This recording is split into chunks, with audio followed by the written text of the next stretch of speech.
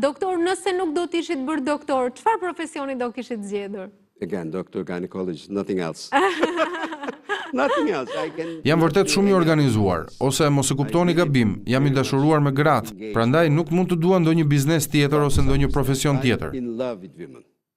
So I can not love any other business or any other profession. Vetëm e shihni vetëm doktore, dhe nëse i kthejmë bisedës së fillimit, është qëllimi juaj në jetë që të ndihmoni.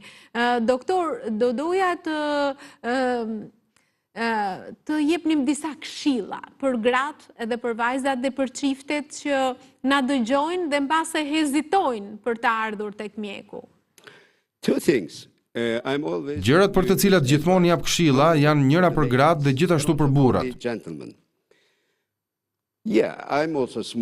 Po, jam gjithashtu një duan pirës, por nuk është një gjë që duhet preferuar. E dini, duani është vërtet dëmtues për cilësinë e vezëve dhe numrin e vezëve të gratë. Do të jap rezultatet e ulumtimit nëse ndonjë grua pi duan për 15 vjet, më shumë se 15 cigare në ditë. Menopauza vjen më herët, si 4 vjet më herët, dhe cilësia e vezëve bëhet më e dobët. Menopause becomes earlier, like 4 years.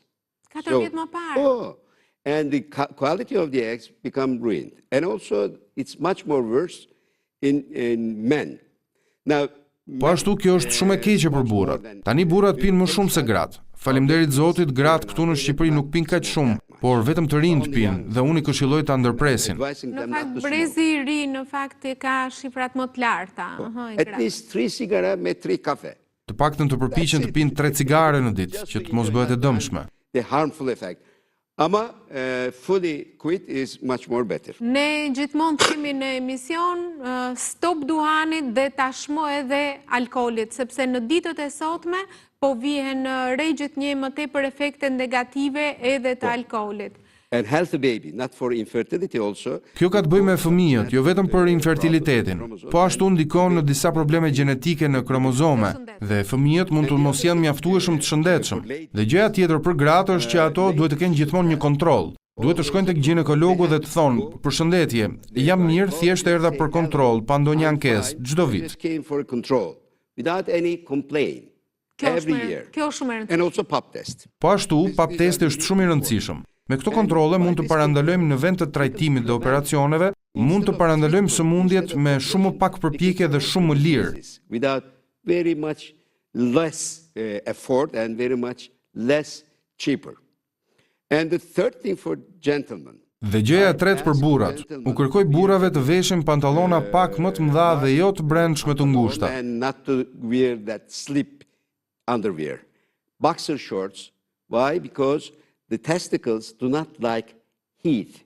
Pse? Sepse testikujt nuk e pëlqejnë nxehtësinë. Kjo është arsyeja pse testikujt janë jashtë trupit të njerëzit, sepse ata kanë nevojë për një temperaturë prej 35 gradë Celsius për të vazhduar punën. Nëse është 37 gradë si trupi ynë, atëherë ato nxehen si frutat tropikale.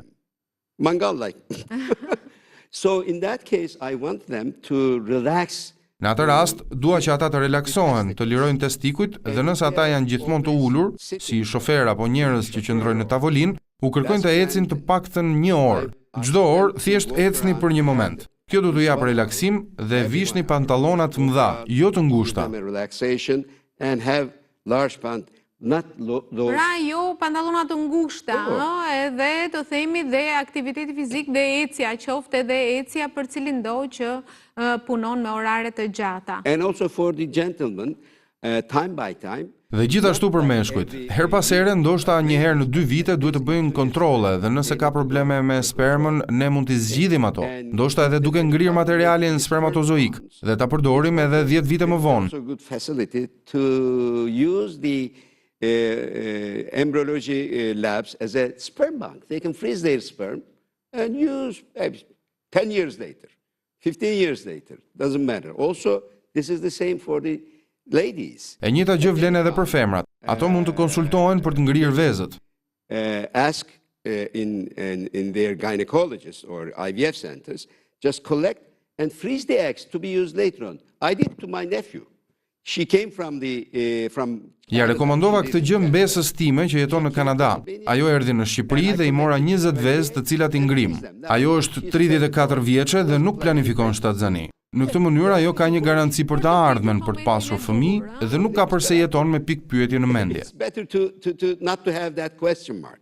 Sepse tani e thamë që teknologjia ka përparuar dhe mundësit janë të shtuara. Doktor, unë të falenderoj shumë që ishe dhe të mirëpres, sepse janë tema që ka gjithmonë nevojë për informacion. Falenderoj. It's my pleasure. Thank you. Thank you, my dear.